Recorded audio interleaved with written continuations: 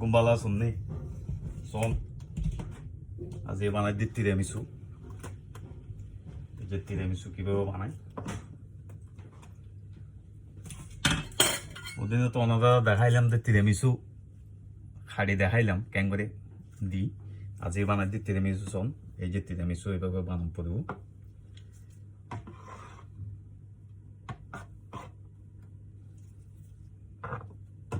এভাবে তিরামিসু শোন কিভাবে বানাই।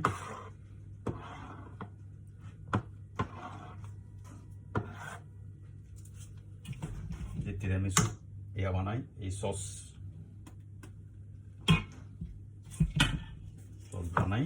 এই যে তিরামিসু বিস্কুট এই যে বিস্কুট দম করবো বিস্কুট দিয়ে নে এভাবে বানিয়ে এভাবে তিরামিসু বানাই আর কি। খাইতে যেন মজা তিরামিসু বানাইতে কষ্ট আছে সব এভাবে তিরামিসু এরকম বানাম পরে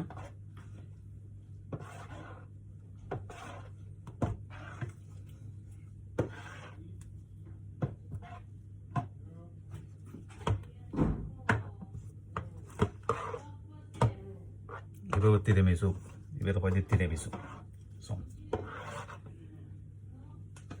বিস্কুট বিস্কুটে এভাবে লঞ্চ করবো বিস্কুট।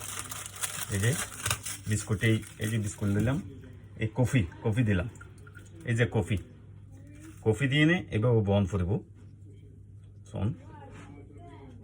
এই শোন এভাবে বানাম পরে আর কি এভাবে তিরামিসু এভাবে কষ্ট আছে তিরামিসু বানাইতে খাইতে যেন মজা বানাইতেও কষ্ট শোন। তিরামিসু এভাবে দন করব। এই যে এই এভাবে দন করব তিরামিসু। আর কলিক আর এক কঙ্গা হাস করে খুব ভালো মাইয়ে এইভাবে তিরামিসু এইভাবে বানান পরে আর কি। ইতালির খুব জনপ্রিয় ডেজার্ট মানে তারা পিজা হওয়ানোর পর খানা হওয়ানোর পর যেনারা মিষ্টি হয় এটারও এই তিরামিসু বেশি জনপ্রিয়। এই যে তিরামিসু এভাবে বিস্কুট দন করব সস দন করব এভাবে তিরামিসু রেডি হয়। একটু বানাইতে সময় লাগে। যে বিস্কুট বিস্কুট এভাবে দিয়ে নে কফির মধ্যে ভিজাই। এই যে কফি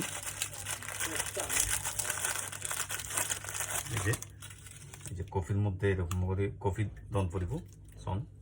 এই যে কফির মধ্যে ভিজাইলাম এই যে তিরামিসু এইভাবে সাজম পরে শোন বিস্কিট তারপরে দিয়ে এই যে রেডি করছি। এই যে ডিম আর মাস্কারপন আছে ডিম আছে ডিমের সাদা অংশ হলুদ অংশ দুটো মিক্স করে বানানো করে অনেক কেমন লাগে কইম আই ওনারা যদি ন জানো আই শিখে দিলাম আর কি। এই যে এইভাবে বিস্কিট এইভাবে দন করব এই কফির মধ্যে ভিজাই কফি ভিজা দন করব এইভাবে তিরামিসু এবার রেডি হয় আর কি। এবার তো দিন তো ফিস করে দেখাইলাম ওনারা বেগুনরে আজি আমার বানাই দেখাই আর কি। তো ওনারা কেন লাগে কেন হইম শোন ভালো করি আরো ভালো করে দেখাই দেয়। এই যে এইভাবে তিরামিসু রেডি হবো। তিরামিসু বানাইতে বেশি কষ্ট হইলেও আমার তো খুব ভালো লাগে। মানে ক্লায়েন্টে এই যে কাস্টমারে খাইয়ে নেয় এত খুশি হয়ে দেয় তিরামিসু খুব ভালো লাগে। খুব মানে নিজের তো খুব গর্ব অনুভব করি আর কি। মানে খাইয়ে নেয় যে তারা খুশি হয়। তো আমার বেগুন ভালো থাকুন ধন্যবাদ বেগুনরে।